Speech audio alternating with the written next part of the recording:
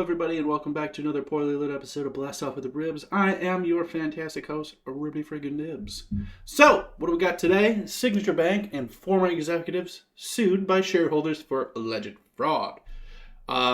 On March 14th, earlier today, a class action lawsuit was filed against the recently shut down crypto-friendly Signature Bank and its former CEO, Joseph Powell, CFO, Stephen Remsky, and COO, Eric Howell, for allegedly committing fraud.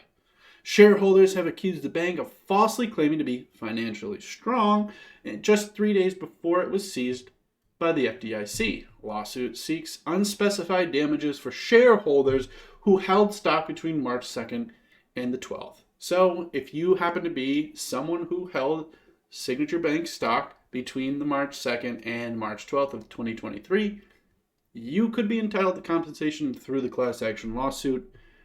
I don't have any information on that. I am not a shareholder. I'm assuming if you were, you will probably get an email from a lawyer who is heading the class action lawsuit.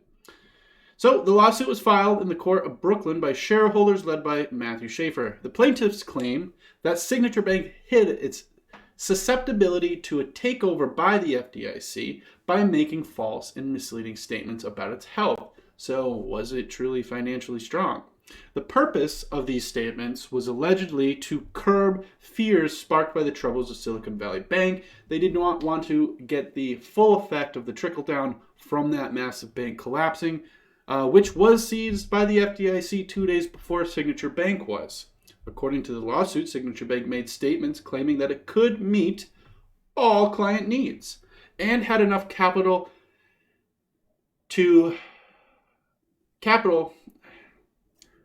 and liquidity to distinguish itself from rivals during challenging times and was financially strong. These statements allegedly concealed the bank's true financial statement. The lawsuit was reportedly filed by the same law firm that sued Silicon Valley Bank's partner company, SVB Financial Group, and the CEO and CFO on Monday to boost public trust in the banking sector and to protect the economy.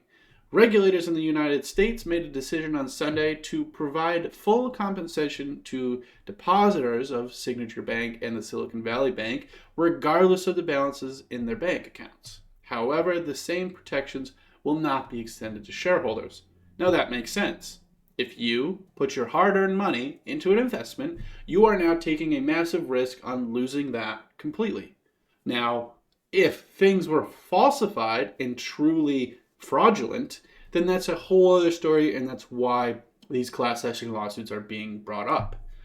It makes sense if you're a shareholder to be a part of that, or at least to monitor the whole thing, because regardless, if the class action lawsuit works in favor of the shareholders, then they will be compensated a minuscule amount, as normally they would, since it's more of the principle of it rather than getting all that money back. But at least if you get some of it back rather than nothing, well, it's better than nothing.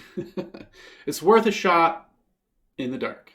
But, I feel bad for anybody who was a shareholder in that company, and if they did actually falsify documentation, not only to just appease the economy, but, to actually falsely report things is a crime.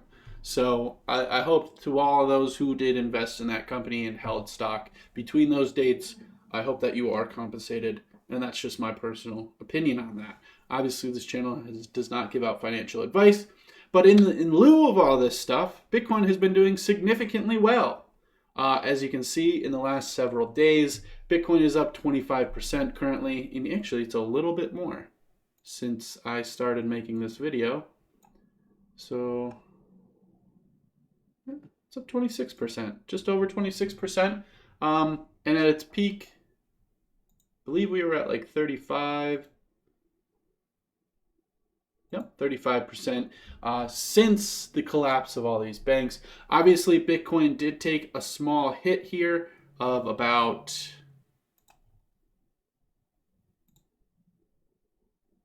13%, but then fully recovered an additional leave 10 or so percent. Yeah, an additional about 10%.